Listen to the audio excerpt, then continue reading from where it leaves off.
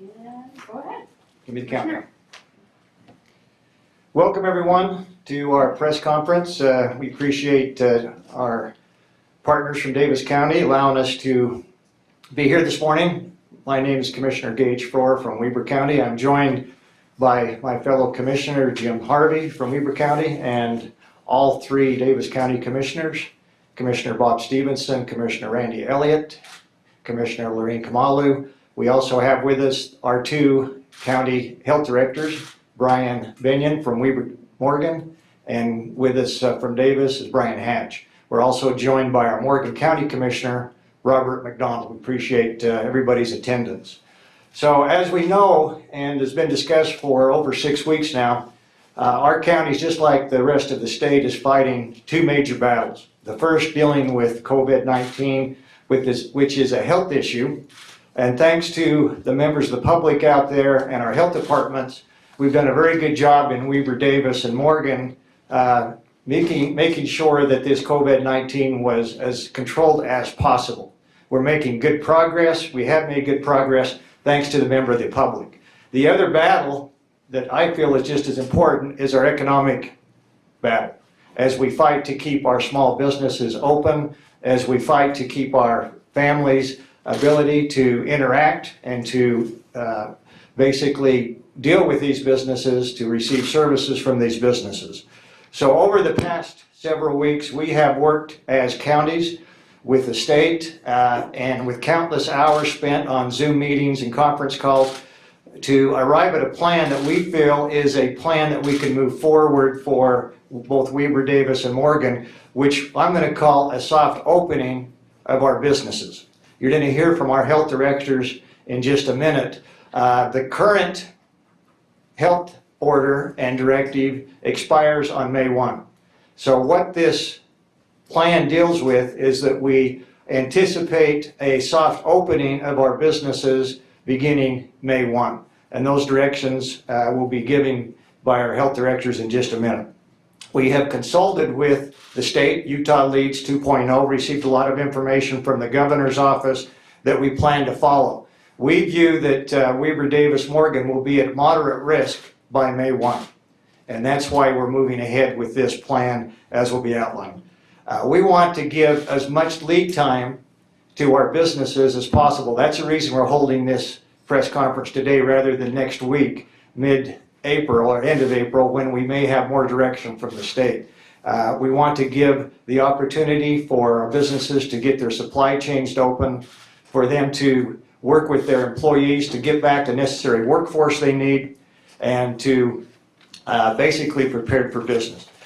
We have prepared a one-page document that will be available on our website, also available for handout, that explains in detail what our process is, that we'll be looking for more detailed information on what our industry business guidelines are on or before April 28th, which is mid next week, which is what we anticipate when we anticipate hearing from the state. As we've outlined on this summary page, there'll be industry-specific guidelines that our health departments and the commissions would expect our businesses to follow. At the same time, we put trust in our businesses that they will do what's right to maintain opening, to maintain customer satisfaction and customer health. We do encourage all our businesses to continue to apply for the PPP economic development funds. My understanding is that that was recharged yesterday by the federal government. There's additional funds out there. We would encourage our businesses to go to our Northern Utah Econ Development site, which is our response team, and receive information from Chris Roybal and his team on business-related subjects. We would look for the businesses that have health-related questions to go to our health department websites. So basically, two sources of information, two ways to get that. With that, we'd encourage people to continue what they've done for the next week to 10 days, to be safe, stay home, make sure that we can, May 1st, look forward to a soft opening that's good for the public and good for these businesses. With that, I'm going to turn the time over to Commissioner Robert McConnell from Morgan County for his remarks. Will be followed by Commissioner Lorraine Kamalu from Davis, and then our two health directors, Brian Hatch, followed by Brian Binion, with their health department analysis. Thank you very much for being with us this morning. Commissioner? Thank you. I'll keep my comments relatively brief. I think Commissioner Flores outlined the guidelines, the purpose and objective of this press conference very well. I just want to express appreciation for the members of our community. Morgan County is made up of a handful of small little towns, only one incorporated, filled with wonderful people. And they've done a great job of trying to follow the direction and counsel from local and state authorities in terms of social distancing and so forth. And I think that's reflected in the number of infections that we've experienced and the number that have recovered. With respect going forward, it is nice to at least perceive some light at the end of a difficult tunnel. And we're looking forward to this soft opening and the opportunity for businesses to engage in what they know and love and want to do, and for community participants to be able to go and attend. And I would encourage you to support local businesses in your community and make an effort to get out and spend some of the dollars that you may have been saving. I know my fuel bill has gone way down over the last couple of weeks, and I can at least take that amount of money and spend it with local businesses. And the other people I'd like you, and this is on the handout at the bottom, do what you can to support local charities. They take a hit in this just like everyone else. As we all kind of pull back and look to our own individual economic futures, don't forget those who are around you and those who are less fortunate than you are, and reach out to them. And finally, I'd like to just express appreciation for first responders, and the medical people and support staff that have done such a wonderful job in the state of Utah of helping to control and address the problems with this pandemic. And I will leave it with that. Thank you very much.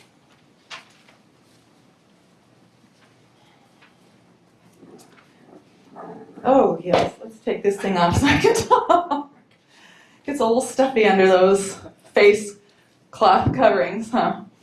So I'm Lorraine Kamalu, Chair of the Davis County Commission. I really appreciate the work of everyone in this room, and there have been, for everyone in this room, dozens and dozens and dozens of other people who have been working on the safety of our community.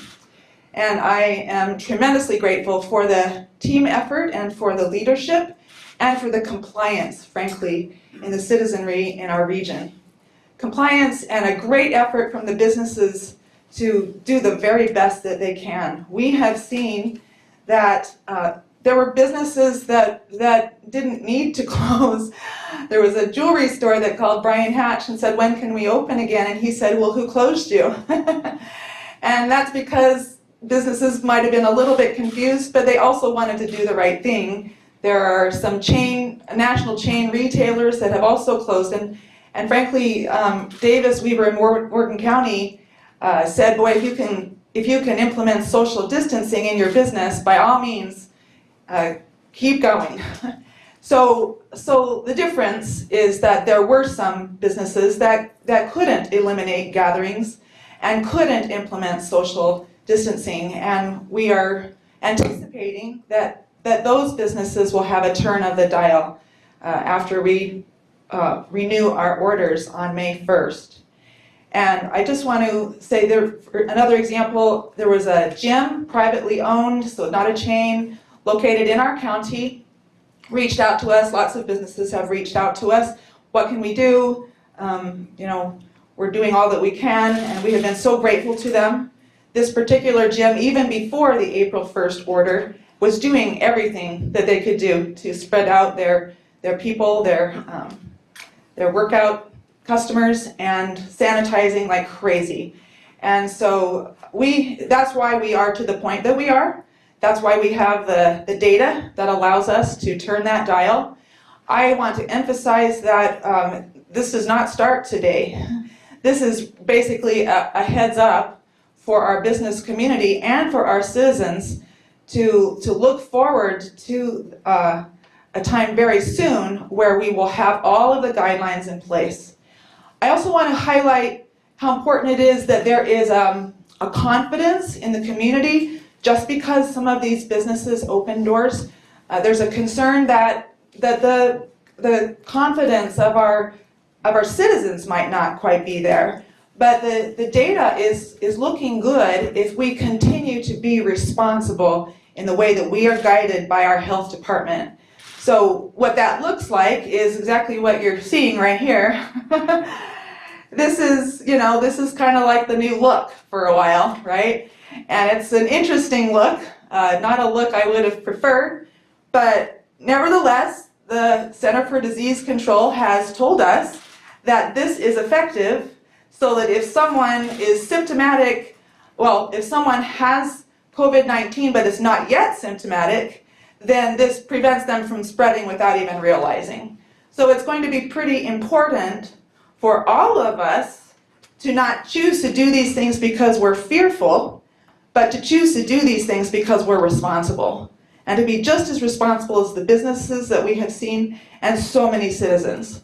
It has absolutely been working to flatten the curve, and we're truly grateful. And like my colleague from Morgan,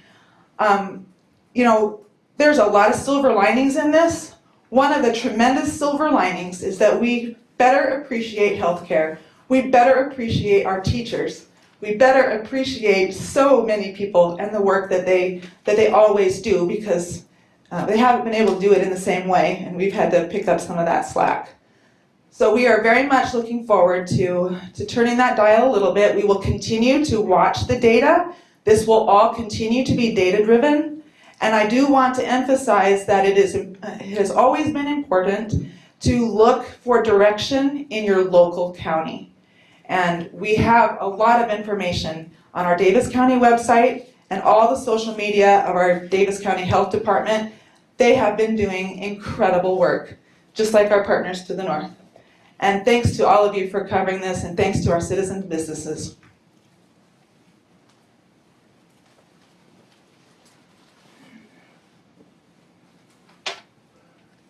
Good afternoon, or morning still. First of all, I want to just express a gratitude to our community.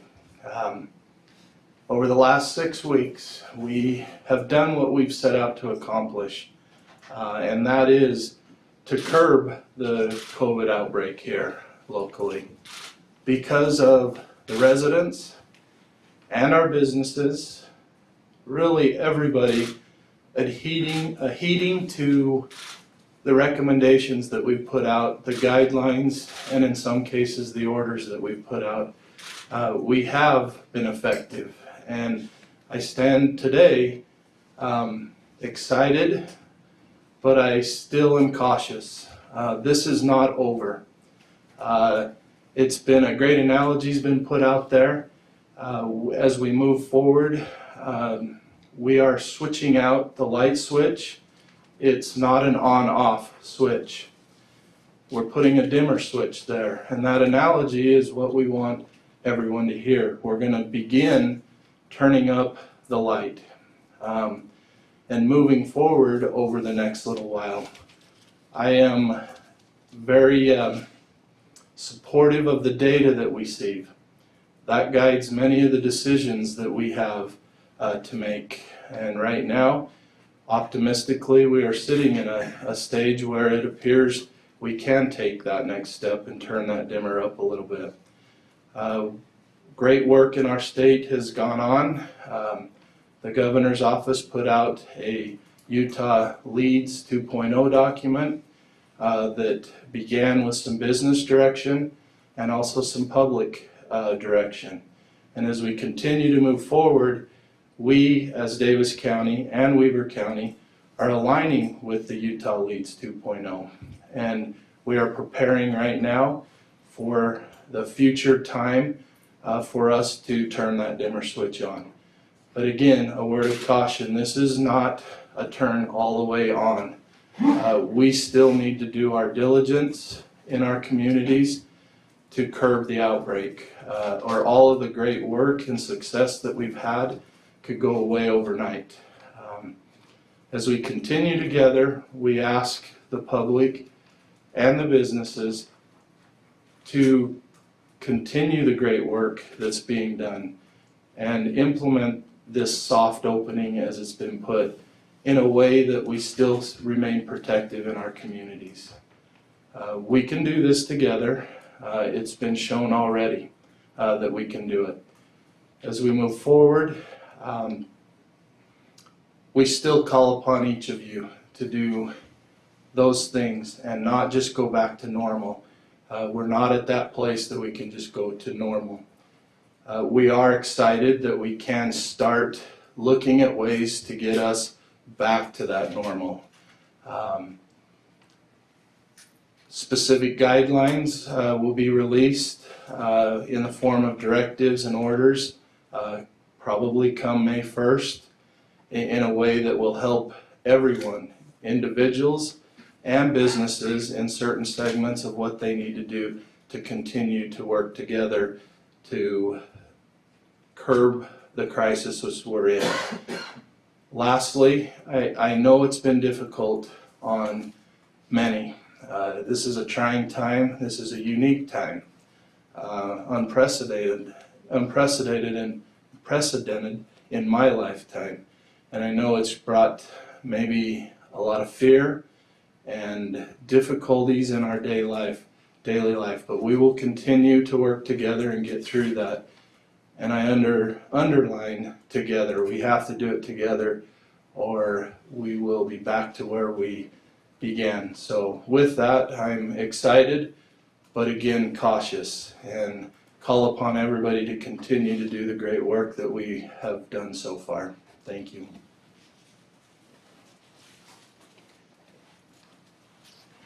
Good morning, everyone. Happy Earth Day. We ought to be celebrating that as well. I want to share a few thoughts. I really support what's been said by the elected officials as well as Brian. We work closely together as local health officers, along with our other colleagues. There's 13 of us throughout the state. And then we work closely, of course, with the Department of Health and the governor's office, particularly when it comes to pandemics. I've never worked so closely with the governor as we have at this time. So let me just put out a message that testing, the capacity is out there. Sometimes it's been a confused message, and this is an important time. We have that capacity, and if you have the symptoms, again, fever, cough, shortness of breath, muscle aches, sore throat, or decrease in sense or smell or taste, that you can go and get tested at the various sites. And this will help us get more data. And as Brian was talking about the data, that looks good. And we look at several areas. We look at the disease prevalence. Are the cases going up? Are they going down?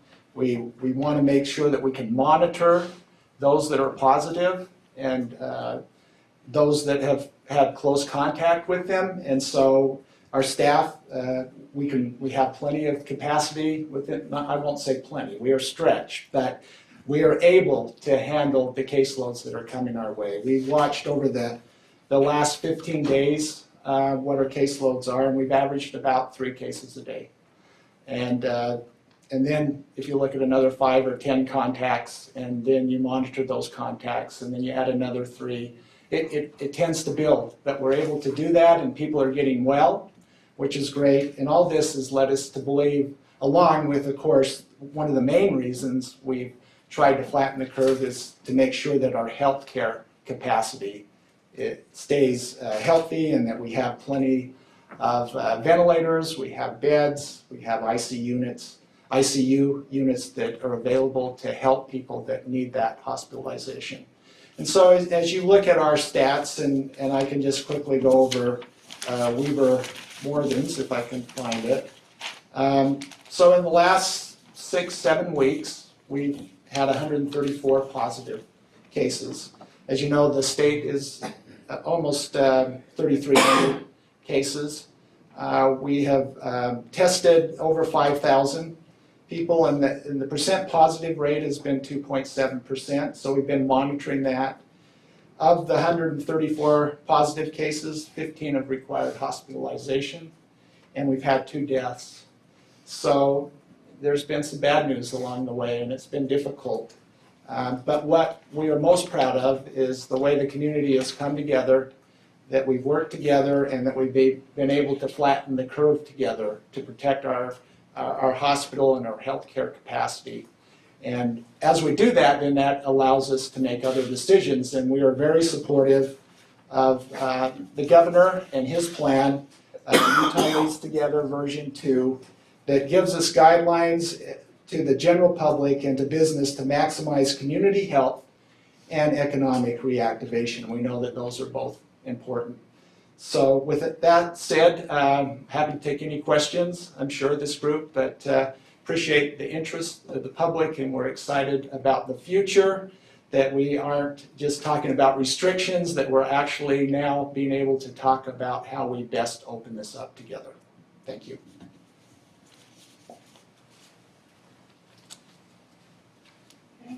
Thank you, Brian and Brian. So I think it's clear that we all understand that this race we're in is not a sprint. This is a marathon. And with a marathon, we're going to have to be patient. We're going to take this mile by mile. And if we do that and we pay attention to that 26.2 mile marker, we will get there. If we lose sight of that, then we very well could be back to a situation that we don't want. And we want to make sure we get through this marathon in a very successful and healthy manner. So with that, let me answer any questions you may have. Tim. So, a lot of criticism lately, protests and all that stuff, I'm sure you're aware. You know, are these restrictions too heavy-handed? Looking back, I guess, were they too heavy-handed here? Are you comfortable that you did the right thing? And what of those businesses that, suffered? Well, and I'll let the directors weigh in if they'd like to. My opinion is this, is that we've been data-driven from day one, and we've been data-driven because of the fact we wanted to make sure that we could flatten this curve as quickly as possible. I think we've accomplished that. So to say the restrictions were too harsh, I don't believe that's factual. I think that the departments, both health departments, worked very diligently in making sure that those restrictions or directives that were put in place made sense for the general public. More than anything, we depended on the public to implement those directives and to stay at home, stay safe, and to do our social distancing. I don't know if, Lorraine? Yeah. That's a great question. Tim, oh, I'm sorry. Is that okay? Yeah. We feel in Davis County, and along with Weber and Morgan County, that we nailed it. We feel like we threaded a very small needle. Our epidemiologist and public health director, Brian Hatch, said this was all about timing and doing the right things at the right time, because if you act too late, you have missed the opportunity. And so we were very intentional with the timing of each phase so far, March 18th and April the 1st, orders.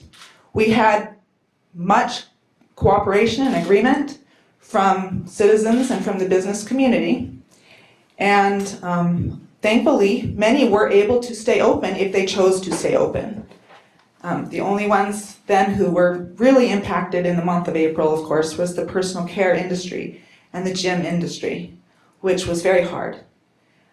Also, I took a little time yesterday to review the Constitution, and I also took a little time to review where the authority it comes from for our health directors.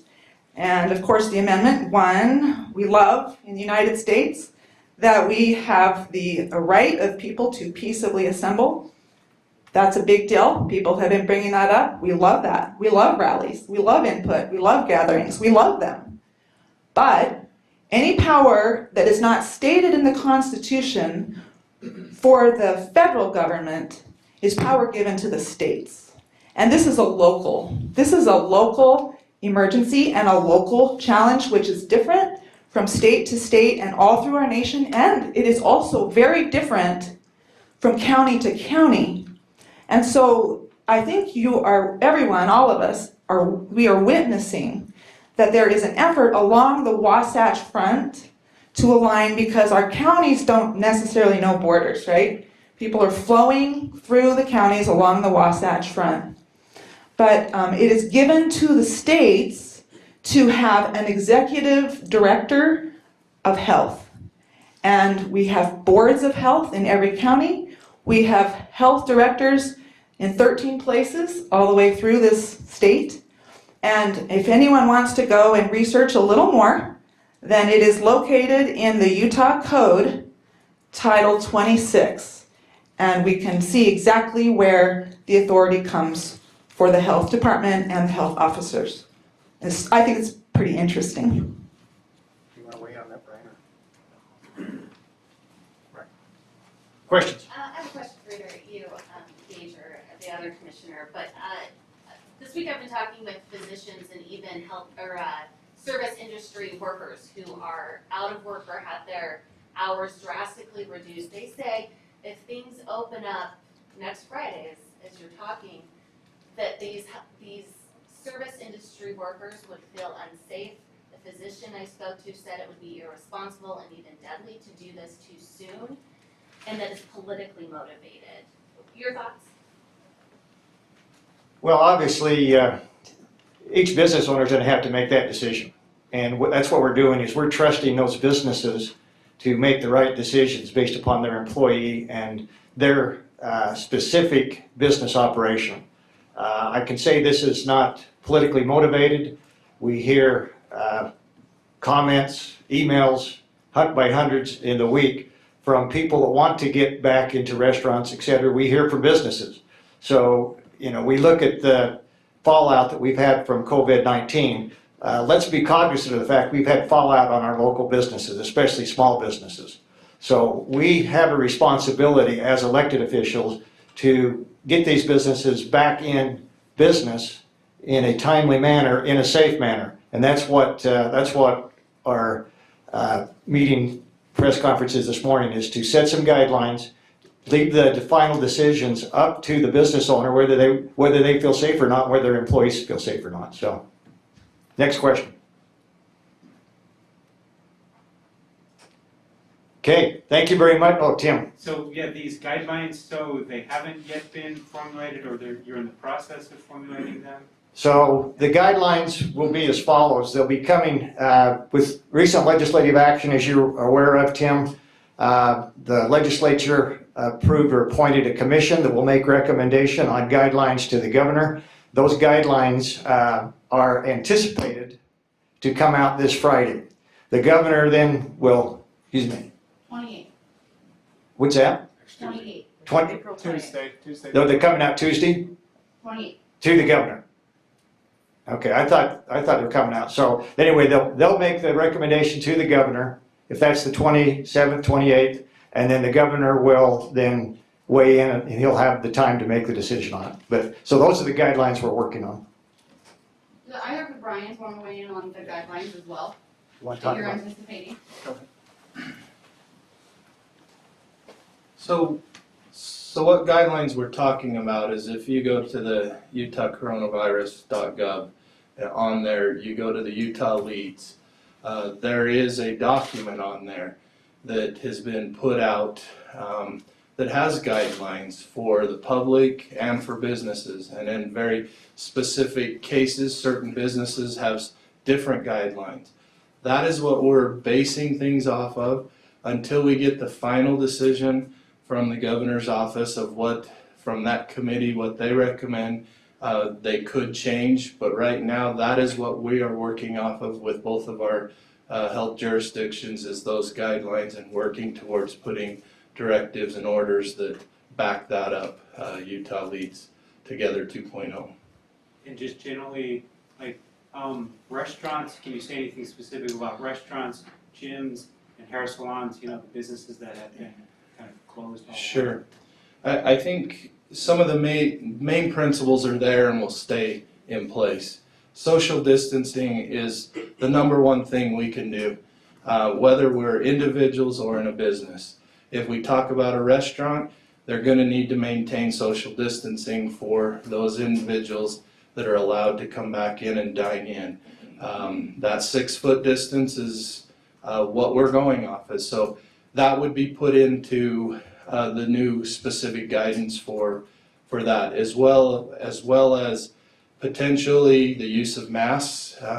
Many of you are here today with masks, and I commend you for it. That's the direction we're going, both public and for businesses, in particular workers within businesses. The other issue of in where we have personal services, where that social distancing can't be maintained, we're putting things in place such as sanitizing and cleaning equipment in between, wearing a mask for the individual providing the services, things like that. That's all in those guidance documents. Be very specific. Gyms and other places, there'll be things that they have to do. It's a different environment for each business, and we're trying to find that balance of being able to open them up to some level and let them be creative of how they meet the minimum guidelines that are there. But you can refer to those documents. Most of them are there.